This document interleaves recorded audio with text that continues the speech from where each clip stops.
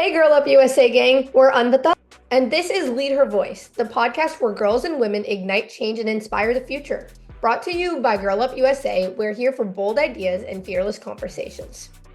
Lead Her Voices is all about bringing women to the forefront in honor of Women's History Month. Today, we're diving into youth advocacy, and we're so excited to welcome Marley Dias. Let's get started. But first, I wanted to introduce Siyeon, one of the amazing young women I've gotten to know through this program with Girl Up. She's not only an amazing leader, but someone so full of passion for everything she commits herself to. Siyeon, I know you're really dedicated to environmental justice in particular. What are some specific initiatives you've taken time to advocate for? Yeah, well, first of all, thank you for letting me be on this podcast episode.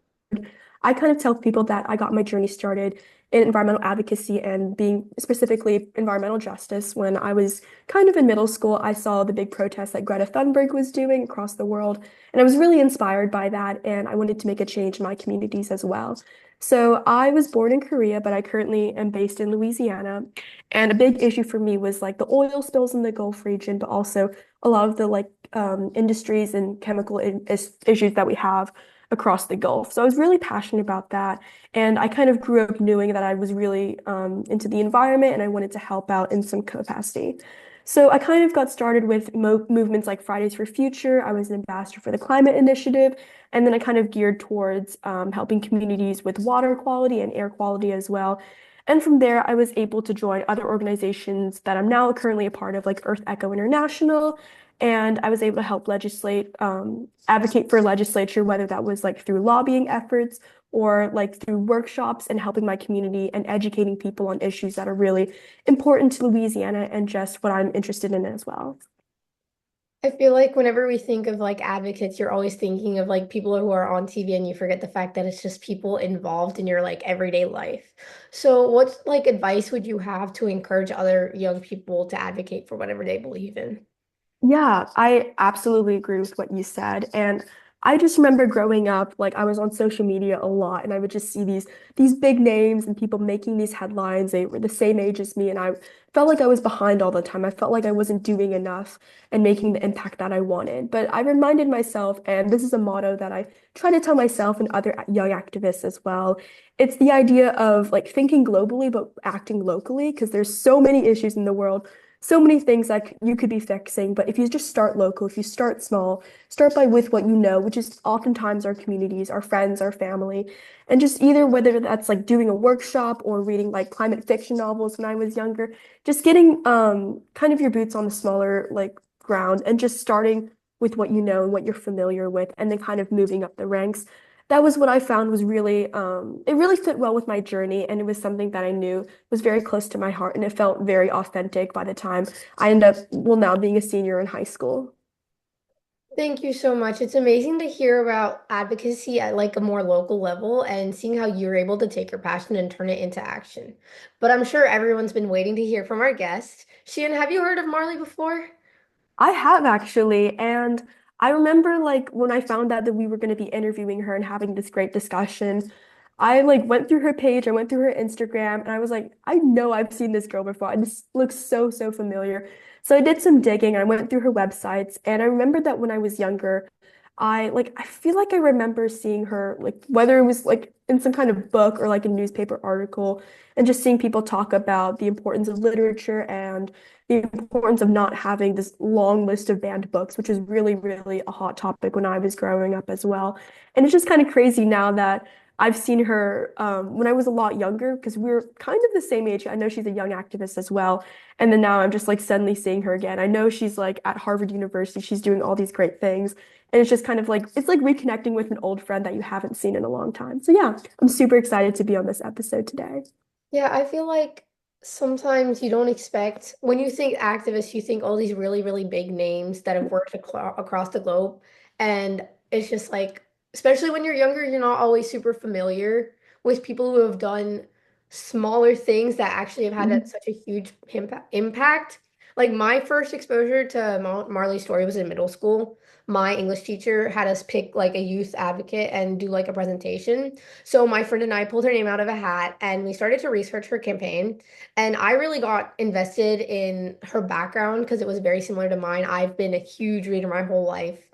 And it's like it's only now that it's becoming more and more prominent to find people of color as like main characters in novels, especially women. Um, I'm sure that's something you've experienced too. Oh yeah, for sure. I was a big reader growing up and I still am, but with the academic stress and the course load, it kind of gets to a lot. But yeah, I remember like not seeing a lot of Asian American, just Asian representation in film and media and especially literature. Because I never grew up with cable or TV, so a big part of what I consumed, a lot of the information I carried with me growing up was through books. And I just remember at first it's like, oh, you don't see as many people who look like you who have your experiences, so you don't kind of notice it. But then you start realizing, oh, it's like I never got to relate to those characters like some of my like white friends do. And I just really miss that connection. And now I'm kind of grateful that the next generation, the newer generation doesn't have those struggles that I did. Yeah, I totally feel that. I feel like it's so important to be able to make these connections, and I'm so excited to see that like these newer generations are able to do that. But without further ado, let's turn it over to Marley. We're so excited to have you here, and I know I've always been super interested in your story and cause. Thank you for taking the time to talk to us. Of course, it's such a pleasure. Thank you guys for having me. Yeah, so we've heard a lot about how your campaign was inspired by like a lack of Black female protagonists in books and literature. Was there like a specific moment like you could pinpoint that led to your interest in advocacy? I think my interest in advocacy really standed for us or comes from my mom. She started a foundation when I was 5 years old called the Grassroots Community Foundation, which is a nonprofit that tries to create a world for healthier women and girls. And I think watching her notice how little resources there were after we moved into my around 4 or 5, watching her notice that there wasn't enough spaces for girls and Black girls in particular to build community or to get public health resources or to learn about their culture and their history, her just noticing that and then creating something, I think was a big moment for me.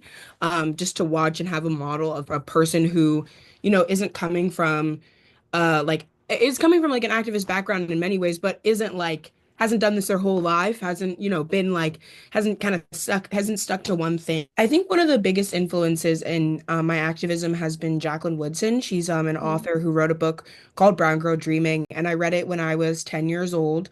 It was a gift for Christmas, and I really felt seen by the story, by the way it was told, and by just kind of her prolific career as a Black author that writes about Black people, Black communities, queer people, and writes now what we call banned books.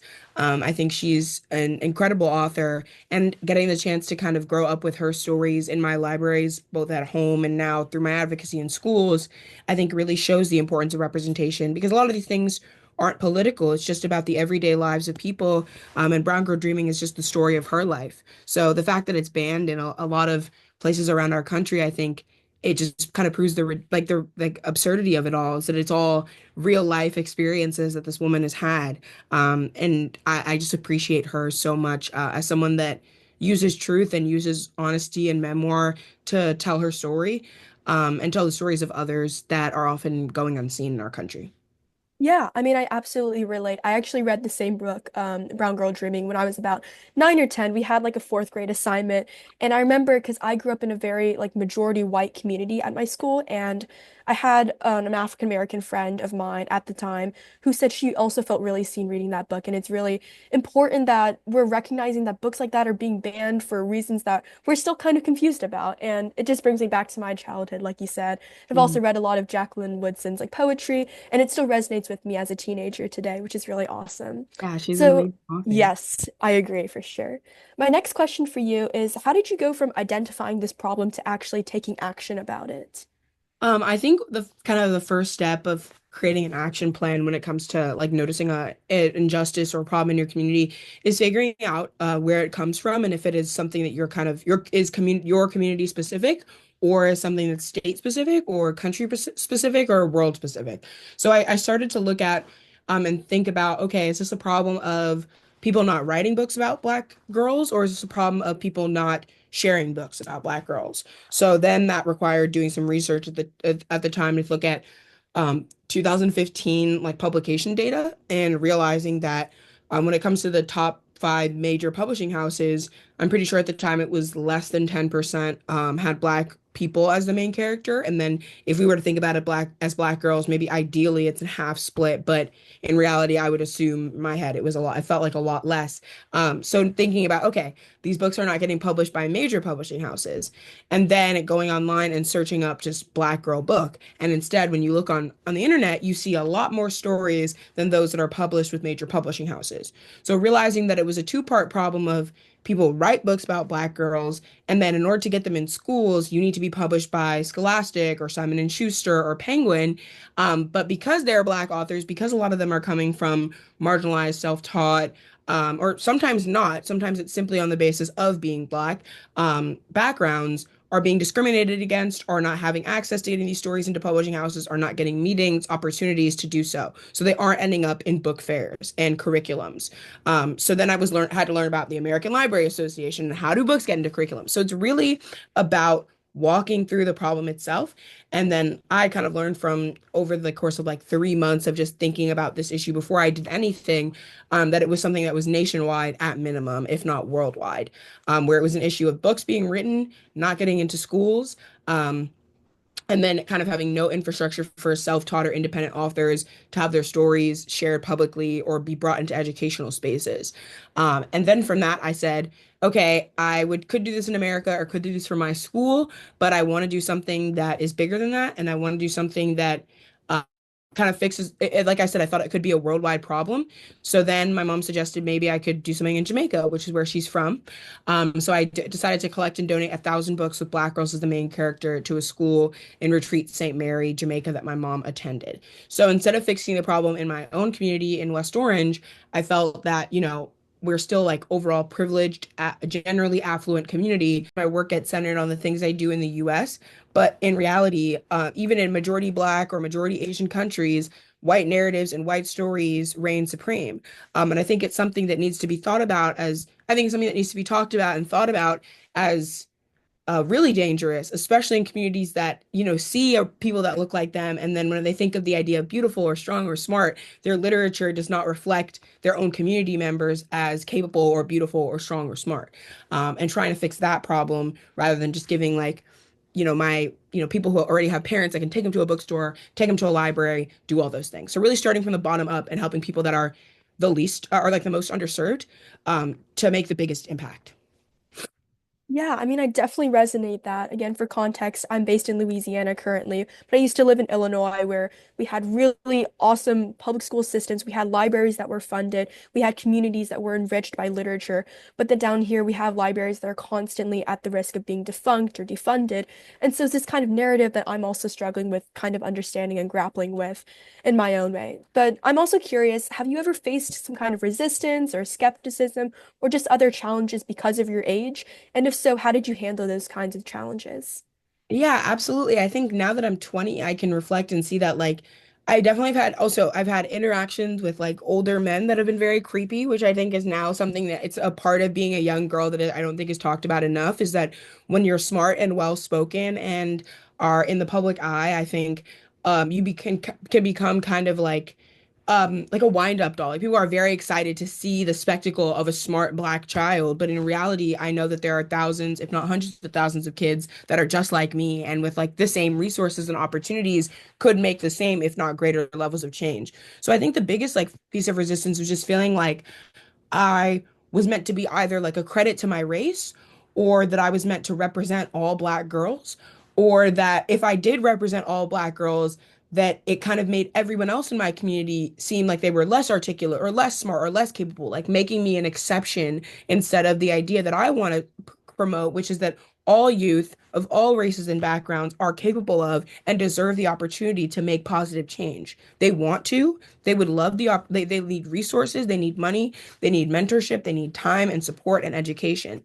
So I think that like over the course of like when I was younger, especially, given how articulate I was, and given all of the kind of unconscious bias that we have against Black people who are well spoken and the idea that Black folks aren't well spoken, there was a lot of what I think I wanted to be attention on my work and attention on the status of white supremacy in literature was really more of a focus on look at this girl doing this thing. Isn't she so cute and smart and awesome? and not extending beyond the kind of more deep parts of my work. And I think, you can only help people that want to be helped. You can only people that like people if people don't want to listen, they won't listen. And it doesn't like affect me on a day-to-day basis. But I think that like, when you're doing work around activism, it's like I wish people understood that like I am the one to call out, racism and sexism, that these things are not to be replicated on me. These things are not to kind of go unsaid. And I think sometimes the kind of phenomenon, especially of young girls and young Black girls being intelligent or being passionate, can kind of make people more interested in the shock value of it than the actual quality of the work I was doing. So I think just feeling like having this consistent sense that there was always more, I kind of have to be more direct about the fact that I'm actually looking to change something about like the state of race in America and worldwide, and education, and not just like make you happy, like I'm not, this is like the job of what I'm doing is to not, it's not to like I want to inspire people and give them hope, but I also want them to act. And like you don't need to be inspired to act. You actually need to believe that the idea is good. And you need to understand the idea. You need to understand the kind of systems we're trying to change. You need to actually think about that thing. You don't need to you can smile, but you don't need to smile. You don't need to tell me I'm so cute and that you love my outfit. Like I don't need that. And I think having to balance like using that to gain a larger platform and larger audiences and more media appearances while also having to consistently deal with kind of how deeply vapid a lot of those spaces can be and how much like I don't personally seek fame out of what I do. I want to have these conversations with girls like you, having to deal with like people that are just interested in, you know, showing a Black girl being smart was never was always something that like was really difficult for me, especially when I was younger, trying to balance like this platform with the ways that you can become very like stereotyped and essentialized when you have that platform. I feel like hearing about like the way you put it, like the shock value is like definitely something you were impacted by. I always, from what like from other people, I feel like that was a really new perspective because I've always heard like there's like the issue of credibility and people are like, oh, you're so young. I feel like it's really interesting to hear about like something different. Yeah, Um, I mean, I think one thing to think about is like Greta, for example. I think she's someone that you can also think of that struggled with this problem a lot in childhood. Is like she's talking about actual issues with our planet that is actually burning to its core, and people are more focused on her tears or on what she's wearing or on, other aspects of her. And I think it's a really hard thing that a lot of young activists navigate, where it's like it is a part of not being taken seriously, but it's a different aspect, like you said. yeah, so like obviously throughout your journey, you've had a lot of experiences with a lot of different people. What's like something you feel people misunderstand about youth advocacy, like really commonly? I think people misunderstand youth advocacy to be about the future. It's not about the future, it's about the present. It's like I didn't create 1000 Black Girl books to see change in 2060. I created it to see change in 2015. And I'm only still doing it in 2025, 10 years later, because I haven't seen that change. That like now I'm not a kid. Like I'm about to be like no longer a youth activist. Like when I turn 25 and I'm still talking about this, like I am just as much like I've been looking for a change in the present, like I'm not looking for change in the future. That when we talk about climate or we talk about these other things, it's not about us trying to say that, like, when I grow up, you should care about this. No, I'm saying that you need to care right now. And that unfortunately, I have to actually be the adult in the room. Like, I'm being the adult in the room. That youth advocacy is about calling out kind of present issues that can only manifest into more hate and more destruction, more inequality, more oppression, more violence at the time that they're starting. That youth activists are really doing the work to get things done and to actually change present realities. And I think a lot of the times we're told that we're the future, as if, you all as teenage girls don't have stake in your reproductive rights or period products or books that you read in school, that government does not affect young people.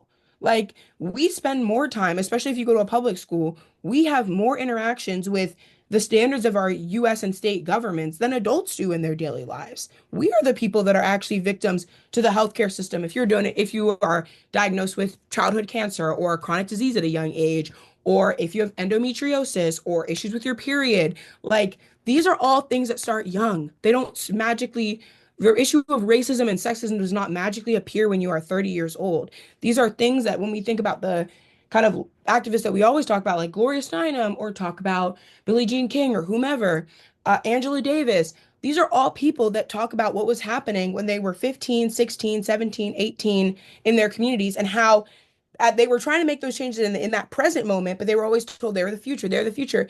Now, Gloria Steinem is 90, 80, 90 years old, I'm pretty sure. And we have lost abortion rights. Like, I think this is a huge misconception around youth activism that it's about changing the future when it's about changing the present.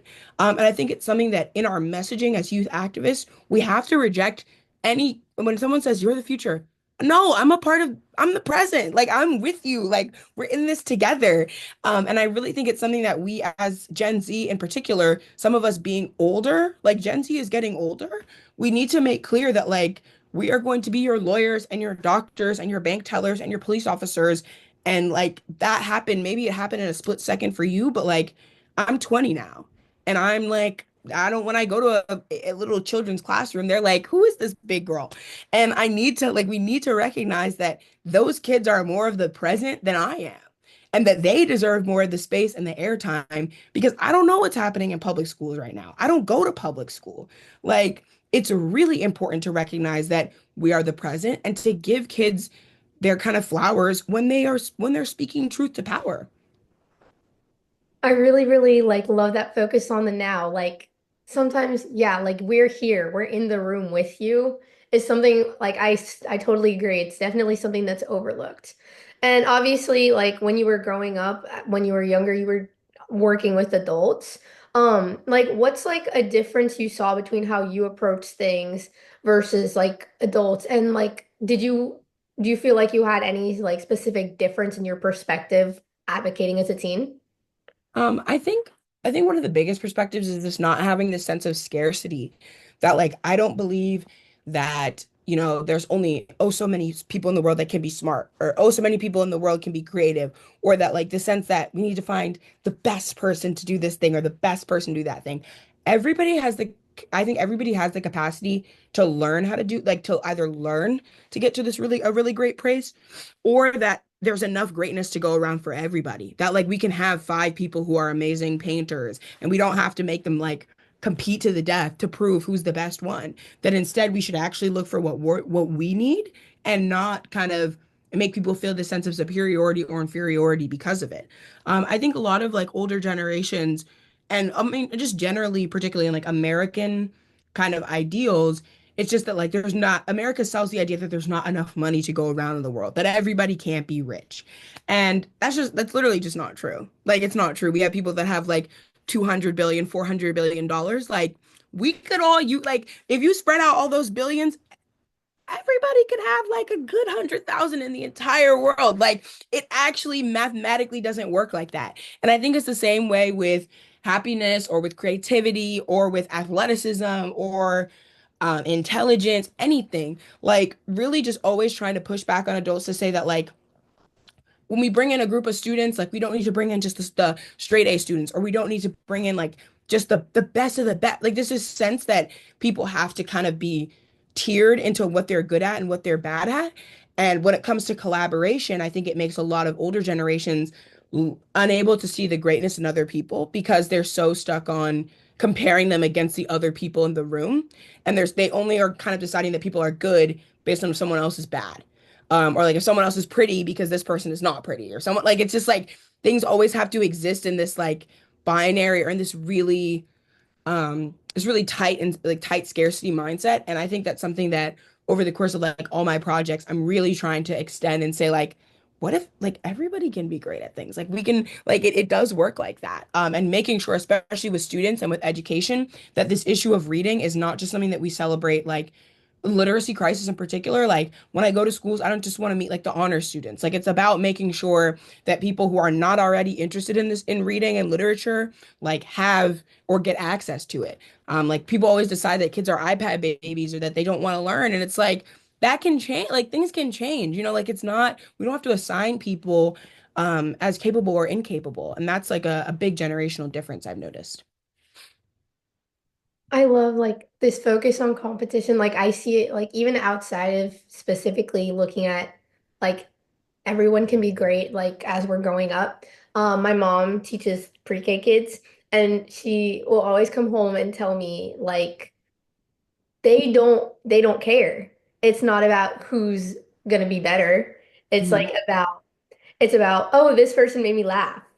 Or Exactly. this person was being really fun today. They're just fun to be around. And I love the concept that not everything's a competition. Actually, like a lot of things aren't a competition. Most things are not. Yeah. And so like growing up, do you feel like other kids obviously I would assume knew like you were doing this and you were helping other people. Do you feel like peer pressure and like other people knowing that you were doing something kind of changed how you approached? Absolutely. I think I felt a lot of things about kind of people knowing about my work because I first I was kind of directly challenging something that had happened in my school district and I stayed in that school district and I really loved my teacher who ended up assigning all those books that I say I'm sick and tired about white boys and their dogs. I really liked that teacher. He was a nice guy. He was one of my favorite teachers I've ever had and I think him being a person that was he was very open-minded and accepting and remains very humble about like me starting a campaign because of his class. But there was a lot of people, I think, both residents of my town and my educators and my peers who I think just treated me like I was trying to mess something up, or I at least felt like they had a sense that like they didn't really view change as good. And I think they wanted, especially with our school district, and I think the ways that like public school districts can be perceived, like you want them to be like the best of the best, and you don't really like nobody wants them to be criticized in any way, because it takes that's taxpayer money, and it's like it's an issue that can really galvanize a lot of people, like what's happening at a school as we see now, like it's all parents freak out and they have a lot of big feelings. Um, so I feel like I just had a lot of small comments where I I mean, whenever I missed school, it was a big deal with my teachers. They didn't really view the things I was doing outside of school as valuable, like more valuable than my education. I never really like I struggled until pretty much high school to have teachers that were super duper supportive. I had some, mostly whom were black, but really didn't get like I didn't feel like I had resounding support from my community, and I wouldn't say even to this day that I do. I think it's really I don't think activism is something, I think activism is something that has the capacity to bring people together. But similarly with this idea of scarcity, I think people have this knee-jerk reaction that there's just not enough to go around. And I don't know that my community has become or is open-minded enough to see that. And there's definitely people, and I mean those people, you know who you are because there aren't that many of them.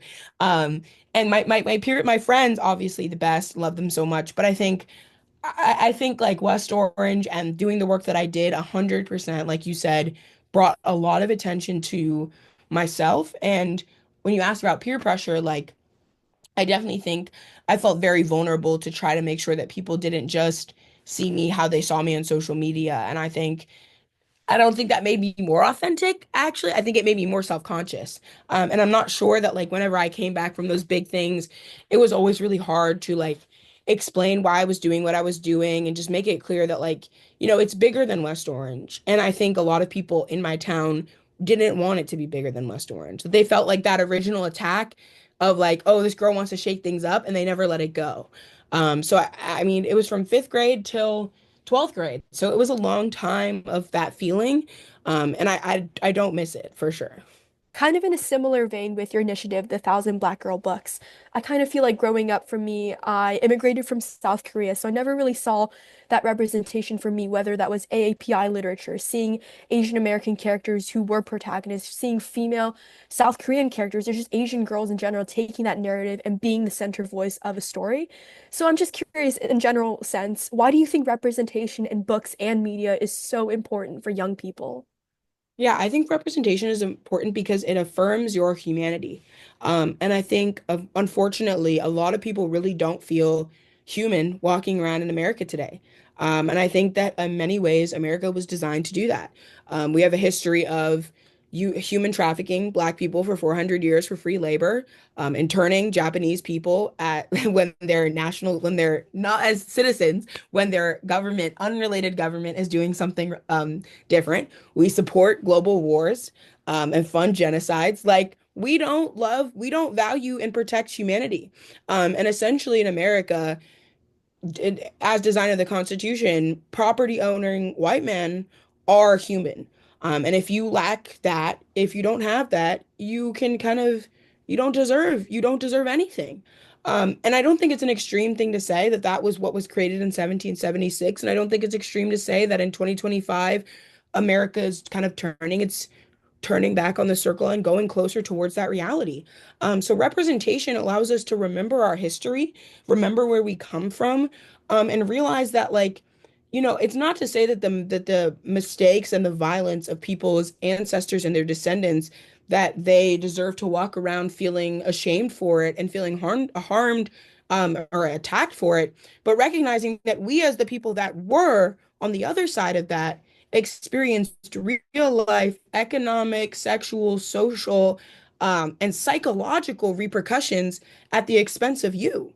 And I think there's a lot of, I think that that's an owing that can never kind of be fulfilled. But what we can do is say, you have the same space to create, to be for your stories to be told and for you to be a part of this new picture of America, that if we want to get to a place that is different, we will have to re-represent ourselves. South Korean girls or Black girls or Native people or deaf people, we decide that they are not as human as those who do have their stories told. It is simple to me. And I think that people know what that feels like the first time they see with themselves, or the times that they don't see themselves. Everybody has a moment with it. And yet for white folks, it is oftentimes so common and so entrenched into their lives that they don't necessarily understand why they feel so attacked about like a Black Little Mermaid or about seeing Black girls in billboards. But it's like, you're not represented, so you're feeling what I felt for the entirety of humanity. And like, go look over there. You're everywhere on this mall, this billboard, this store. Like, you still have the majority, the 99% of reflection. And we really just need to create windows and mirrors, is what I say, where people can see themselves and then people can look out into the world around them. And representation gives us an opportunity to do that. And I think it just gets us to a place where people can actually process history and the ways it affects them, learn about what their ancestors and descendants have done, and feel both a pride and both a deep knowing that you have the opportunity to do something different.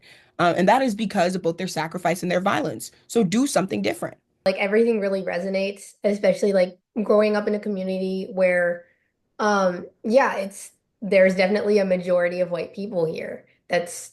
I mean, that's what we tend to see everywhere.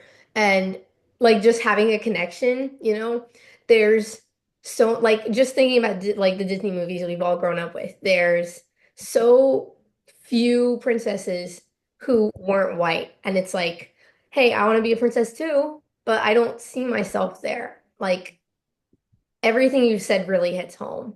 So as people grow more aware, obviously, some of them really want to do something about it. So, what's like a piece of advice you would have for other young people who want to create change but don't really know where to start? My biggest advice is to like figure out what inspires you. Like, what do you like? And I think there's this really amazing artist named Carrie Mae Weems who said a quote or did an interview recently where she said that kind of, all of us spend our whole lives trying to figure out what is our thing? Like, what do we actually like? What are we here for? What are we trying to do? And she says this very eloquently in like an old lady artist, but I'm going to say it as I would say it, which is trying to figure out your thing, right? And for young people, we're often trying to think, okay, let me go to the farthest corner of something that is, so niche and on the internet. Like, let me find something that I've never heard of before, and I'm gonna make that my thing. Or like, I'm gonna become passionate about something. Like, I need to research, I need to find it. Like, it doesn't exist. But in reality, what Weems says is that usually the thing that or your purpose or whatever kind of deep connection you're looking for is something that's right next to you. And that it's oftentimes something that comes and recurs in your life, these either deep feelings of being emotional, of being inspired, moments where you decided that something had to change in your life. Like, what was there that kind of was coincided with the shift in your life? And for me, I kind of realized that as much as I'm like, and I'm to be doing this activist work, I also am deeply, deeply connected to art. And that the reason why I care about the stuff I do, like the reason why I care about representation is because I want to see representation in art, because I'm an art consumer, an art lover. And that if I like want to create a future in this thing, I got to learn about art. I got to consume different kinds, not about just Black people, read Asian American literature, read European, watch, like go to European museums, like see all of the world, be a learner. And I think for people that want to get involved in justice, when you kind of just spend some time literally like thinking, just think like thinking and consuming, I promise you that like a problem or an issue or a reoccurring event, an event in history, you will always find your niche. But I think it's something that you have to turn your brain off for. And really try to like young people like don't put so much pressure on yourselves. I think it's so important to feel like you're tapped into your purpose and your passion, which is what I am. Like reading and literature and art, like I was so lucky at 10 to be aware of that. And I've kind of just been able to rework it and figure out the ways that it's evolving with me. But knowing and being passionate about something, having a deep knowing that you are connected to like an idea or an art form or a story you want to tell, that is the first place. Because if you don't feel connected to that thing, the second that you have kind of opposition your way, things get really hard. So it's important to have and find that passion first and know that it has no time limit. So, like we've talked a lot about starting something new and making progress, trying to figure out what you're going to make progress like about. But not things don't have to be huge. You don't have to do something enormous to make a difference, even if it's just in one person's life, I feel. So like what's some small but like really meaningful thing any person could take just that would promote inclusivity overall? I think sharing and buying books for your friends is one thing that young people can do that's very easy. I think books as gifts is one way that we can kind of share education amongst ourselves. And it like there are more books out there than you can imagine. So it doesn't have to be like a literature book. Like it can be an art book for someone that doesn't like to read. It can be a bunch of magazines for someone that likes to collage. It can be a bunch of like anything. But I think the first step to like I said before, this kind of first step is always education and the education and knowledge. Knowledge truly is power. I think that it's such an important part of just equipping yourself to deal with all of the stupid people in the world. And like I think that's a real and important thing that especially teenage girls are dealing with at a very high rate. So when it comes to like how we as people can come together and do like these small acts, I think reading is one thing, and then also creating together. So I think with creativity, especially around teenage years, if you feel like you're not good at dancing or you're not good at drawing or you're not good at, photography, you kind of get to this point where you want to stop. And I think now, as I've left the teenage years, I'm more and more encouraged, and even at the end of the teenage years, I'm more and more encouraged to pick up things that I once did in my childhood and be okay with being bad at them. And I think it's a lot more fun to do that when you're not alone. So I'm a part of the Black Arts Collective here, and I got the chance at Harvard, and I got the chance to co-direct it. It's like a club of around like 40-ish students, and we throw our events like all around art and it is like for Black students like as members, but people of all races can come. And I think it just shows and brings a lot of unity to like our campus and also has a lot of people in it that aren't artists and aren't going to be artists and don't go to school, don't study art like myself, that are actually participating and making things and like doing pottery together and tie dyeing. And I think giving ourselves the opportunity to be creative and to play as even as we get older is one way that we can honestly defy a lot of standards and expectations about like what growing up should be like. Like growing up can be fun and it's not gonna be fun all the time, but there are taking any and all conscious efforts to equip ourselves with information and to also be silly. Like if you can do both those things on and off day, one day silly, one day educational, one day silly, one day educational for like a month, you will see how much more you are probably aware of and present to just kind of daily things in your life that you both love and feel strongly about. Um, and I think it's all we can kind of do when we're younger is just build up our consciousness so that when we deal with hatred and frustration and all of these things in our real world and like the real world, we understand all of the kind of the felt things that we like, like the I don't know how to say it, but the felt things, like just like the real emotions that come behind the books that we read about, stories that look like us, or the times that we're with our friends. All these things equip us to deal with harder stuff, and we should never take for granted um, like how important it is to do that with others. I totally agree. Like I'm a huge reader. And like everything you're saying, it kind of reminds me like last year, my best friend and I, what really like brought us really close together was she brought a book to school one day and I was like, I have that book. We should read it together. And it's like I feel like it's the perfect balance of like you're still educating yourself, but you're able to have fun. Exactly. And like especially like when you're younger and you're reading like books like Harry Potter and like everyone knows. Hmm. I feel like just that's like a connection that just kind of brings people together. Absolutely. So looking back, what's something you would tell your younger self when you really first got started? You can stop if you want to. I think like I put a lot of pressure on myself to keep going and to like keep raising the stakes of my work. And I think there were definitely points where I could have taken significant and serious breaks from like the public eye or from um just any like even the project, even 1000 Black Girl books. Like I think that when I started, I thought it would just be from like November 2015 to February 2016, and then I went on the Ellen show in February 2016, and my whole life like changed. And it's such a funny thing because like being an Ellen kid is like not a thing anymore. And so like I feel like it really dates me as like a person. Um but like that opportunity thrust me into all of these things that I think I both wanted and adored, but also was I think I really struggle with anxiety and depression, and I think now that I've gotten kind of to the other side of my depression, but not my anxiety, she's staying strong. But my depression, like I can see how pushing myself and like deciding, I think I had decided that like if I stopped, I wouldn't, my work would no longer be relevant. And then like if I ever wanted to come back, nobody would ever care. And like I thought, like, like you thought this idea of like always having the attention on you and the work you're doing and really wanting to kind of climb up the ranks of like just awareness because it's about a deeply personal thing. Like I want to make change. I want to have an impact.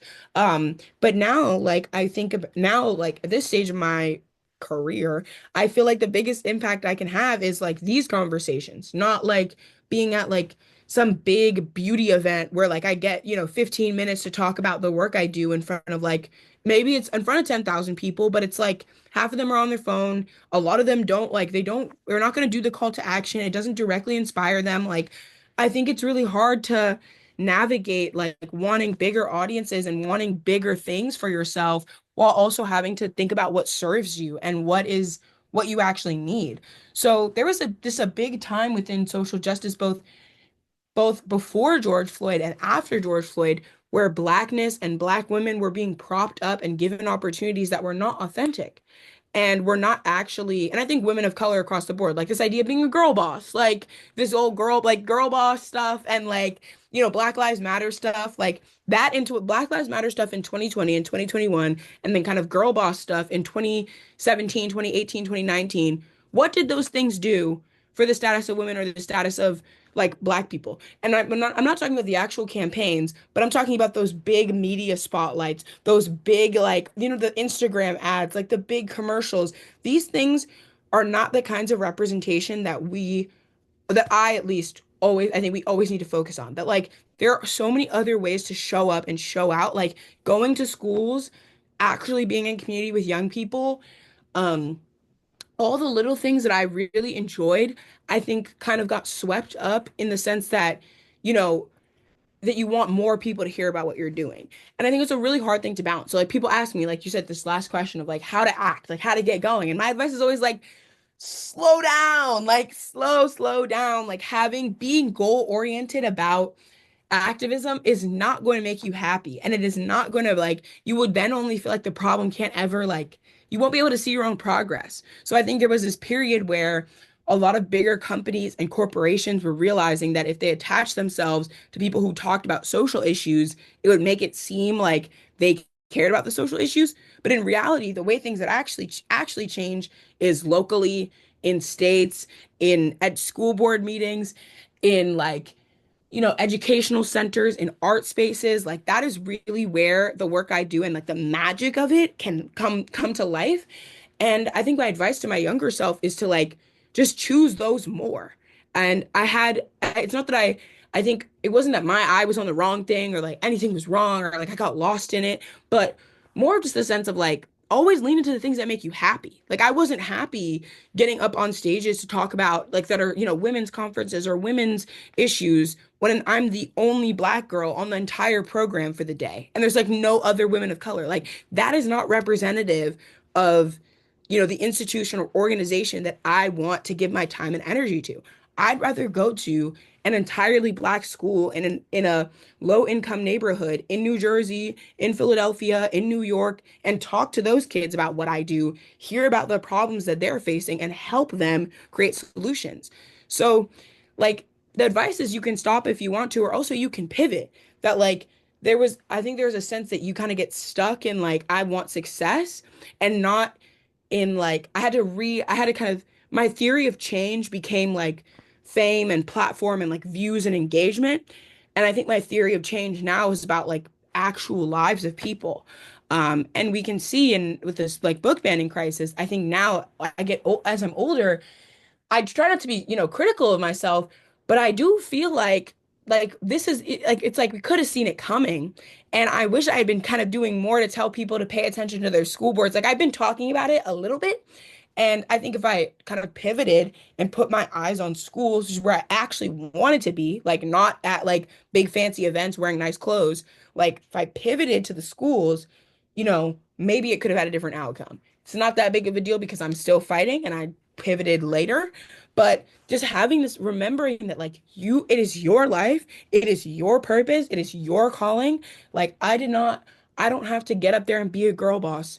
I'm not a girl boss. I don't have to wear a pink suit or a pink hat to prove that I'm a feminist. Like, I don't have to hold up signs and buy pins and convince people to, buy girl boss merch or whatever. And it's not that I did any of those things because I didn't, but like being around companies and cultures and people that think that that is the impact is like getting girls to wear pink. Like that's not the impact. So just reset to want change to be made has been a huge thing that I think I I advise myself heavily now with that in mind that I wish I could have done when I was younger. I bet like even as you're in college now, I'm sure things are like crazy balancing your life. Um, and so I feel like it's really important to remember like you can stop. If something's not making you happy, then Like really I'm literally 12 years old. Like, why am I pressuring myself to be like, you need like, girl, you need a popsicle. Like, you need a popsicle and like a nap. Like, you don't have to, like, I didn't have to go out there and kick anybody's butt. And I think with the same idea of like how much I was kind of hyped up as like this spectacle as a kid, it can be very confusing because then you feel like, I felt like a credit to my race in some ways. Like, I was told that I'm different, like that I'm like the chosen one. And I'm not. Like there are so many other Black girls that are dope, smart, and awesome. Like I know I can list about 30 of them. I can talk about you. Like you could have gotten up there and did it. So I think it's just recognizing and not like that sense of scarcity I had to unlearn and realize that I can just change. yeah, so going off of that and like the idea of like taking a break, how do you balance being like a college student like with a rigorous schedule while also like creating all this change, being an advocate and doing what you do? I mean, it's definitely really hard. I think like now, similarly to kind of all the things I've been saying about like leaning on the things that are closest to you and learning and like doing a lot of reading and just kind of leaning into like my love of music and of art is that I'm kind of really just trying to simplify. And I don't think I did that my first 2 years of college. I think Harvard is a very competitive place. And there's a lot of people here that also do social justice work, and in order to get into Harvard, you have to do kind of something, or and pretty much any top 25, top even 50 school, a lot of the times you kind of have to say like I did this service project or I, ran this thing or I like started a girl up club. So I felt kind of intimidated by how like everybody's their high school president and everybody does great things. So I think I kind of doubted myself and couldn't really remember who I was like my first year. Like I wasn't really thinking of the impact I had made as as massive as it was, as valid as it was, and also that like I didn't need to compare anybody else for any of those things to be valid. Like it's not about the size of the work, it's not even about the fame, but like if I have done something and I have been rewarded for it at a very high level, so I should walk around and treat and talk about myself as if I've done those things because I have done those things. Like I have published a children's book with Scholastic, I have executive produced a Netflix show, I have spoken at the DNC, I have received 430 under 30. Like, I don't know why I was walking around here like none of those things were true. Like you couldn't just look it up and find that. Like, why am I crying in the study hall bathroom? Not cute. So just learning how to like be confident. And then my sophomore year, I think I got the hang of that, but then was still like, there's so much in the influencer space now, and everybody's a content creator, and really feeling like I was like the Harvard influencer, the college influencer. I'm sure you see the TikToks where there's just so many people where they're like, day in the life, day in the life, day in the life, get ready with me, get ready with me. Like this onslaught of like content. And I'm not that kind of person, but I want people to know about what I'm doing. So it was really hard to navigate like wanting to have impact and talk about serious issues when in reality, a lot of these social media platforms only prop up like beautiful women talking while doing their makeup. And just like literally feeling so paralyzed by social media, like so weird. I don't even know. And I think now I've kind of been able to I've been able to travel more and like see different ways of living. I got the chance to go to South Africa and Zimbabwe this summer with an internship for school. And so, seeing people there doing actual like racial justice and kind of nonprofit work that don't have Instagram accounts, that, aren't like, thinking about these things, are having they live very simple and beautiful lives that make real life impact on people.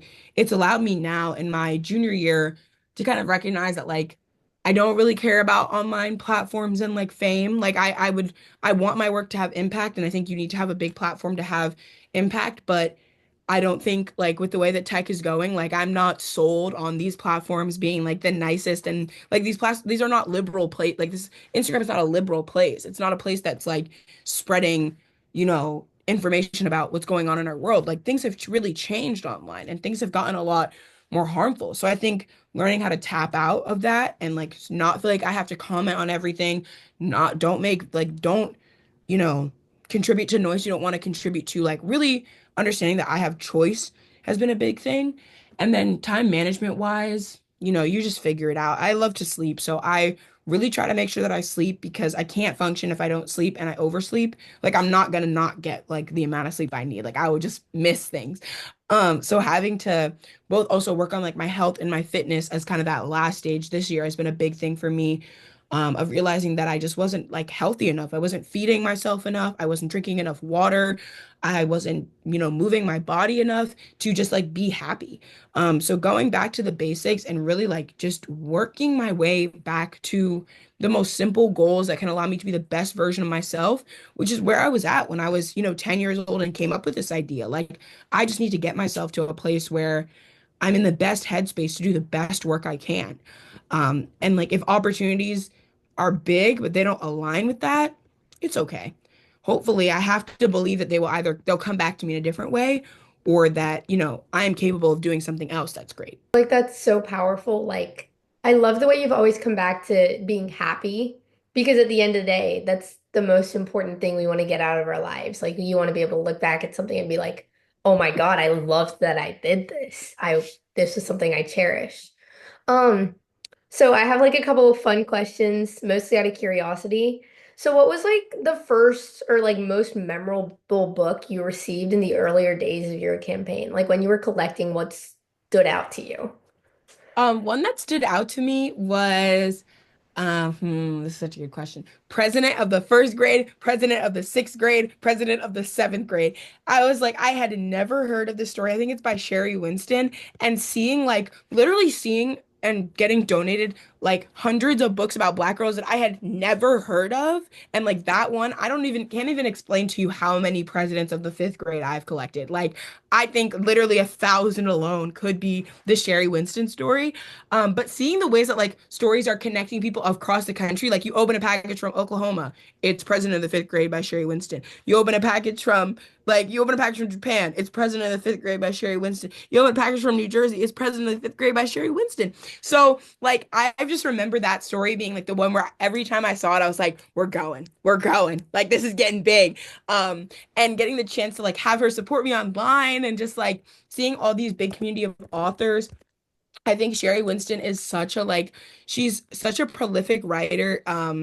And she's in a like she wrote a book recently called The Braid Girls and Shark Teeth. But President of the Whole Fifth Grade and President of the Whole Sixth Grade is a book that kids love. It's a book that I had never heard of before my campaign and is one that like we get donated so often. And to like, give it, then you give it like the one from Japan I end up giving to a kid in Jamaica. Like it's so fun to watch this story of like a Black girl being determined to run. Like we don't have many books about Black girls being leaders in particular. And I really like how that story is so popular, given it is like this girl wants to run for the head of student council. Like I like that she gets what she wants, and she's like kind of on like it's a very much a metaphor for young people and like navigating leadership across differences. And I think it's a really healthy story to be getting in the hands of kids. And I really like that we show Black girls in positions of power as well. And not just as like it's great to have and it's important to have stories that are historically based and are about slavery or civil rights movement or Black Panther Party, super important. But it's also important to have a story where a Black girl gets what she wants, where she puts her mind to something and she gets what she wants, and she deals with some racism along the way and it's called out, and she deals with some, sexism along the way and it's called out. And it's so beautifully written and so fun, that I just like I love to see it because I know that it means that like change is being made and hopefully in the lives of a young reader. I feel like that's such a simple way to put like the journey, but it encompasses kind of like everything a lot of us like women of color go through. Exactly. Like I did not win my student council election in fifth grade. I did not win it in high school, like on the basis of Cool. being a Black girl. Like I love to see this character getting what she wants because I mean, even with our presidential election, it's real. And I think it's a good way to just have a counter narrative of like, this girl is so capable and so determined and so smart. I love it. Yeah, me too. So what was your favorite like childhood book growing up, like whether it was in elementary school or like in middle school, and what's your favorite book now? My favorite book growing up was Brown Girl Dreaming by Jacqueline Woodson. And my favorite book now is The Sellout by Paul Beatty. It's I mean, you could maybe read it. It's a funny one. It's like a racial satire about a Black town that's taken off the map and this one kid's determination to get it back onto the map by basically doing like literally doing the most like egregious things possible. He's like, I want to bring back segregation. I'm gonna put up flags everywhere. We're gonna like he's just like doing anything to get people going, but it's really a commentary on like how much race riles people up and how much it's just like not real. It's like if you actually make a connection with someone, no matter like the difference, like it just extend like it just proves that like race is so made up, racism is so made up, and it's so funny. And I think like reading funny books, there's not enough funny books for kids, like in that awkward stage. Like there's not like enough commentary for teens, if that makes sense, like satire for teens. And it was something that my friend recommended in high school, and I read it and I was like, this is confusing. And then I got past like the third page this past January, and I love that book, like my favorite. So yeah. I love like the passion when you talk about books is so it's so powerful. I really, really love that. Oh, thank you. So like what's next for you? How can people stick around to see what you're gonna be up to?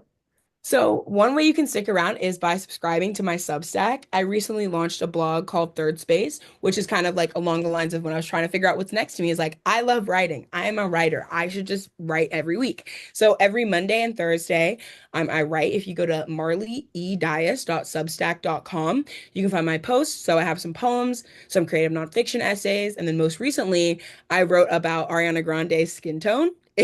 which I'm sure you would probably find as an interesting post. So I wrote about clean girl aesthetic. I wrote about pop stars and how like cultural appropriation kind of can come in and out of their careers, and it's very interesting to see like their changes in aesthetic over the course of them, and like ways in which women of color can be like parts of our culture can be extracted. And I'm sure it's very similar in South Asian culture as well, in the same way that Black girls experience this, like big, like we could get into this for a whole other podcast. So I wrote about that, and it's a really good way, I think, for people to get to know me, and get to see the work I'm doing. And then another thing is a school in Inglewood, California, View Park Elementary School, has decided to name their library the Marley Dias Library. So if you go to my Instagram at I am Marley Dias, you can find all the links to either purchase a book, to donate and support. But it would be really amazing because we want to be able to collect 1,000 books for these kids, and for my library. So really exciting stuff. That is so cool. I feel like that's just a really great way to like encapsulate everything that you've done. Marley, thank you so much for your time today. This was such a fun conversation, and it was really great hearing everything you had to say. Of course. Thank you so much. It's such a pleasure. You guys are great interviewers. That's a wrap on today's Lead Her Voices episode. This Women's History Month. We're celebrating not just the trailblazers of history, but the everyday women shaping the future. Let's keep pushing for progress and bringing women to the forefront. Stay bold, stay inspired, and follow Girl Up USA for more. See you next time.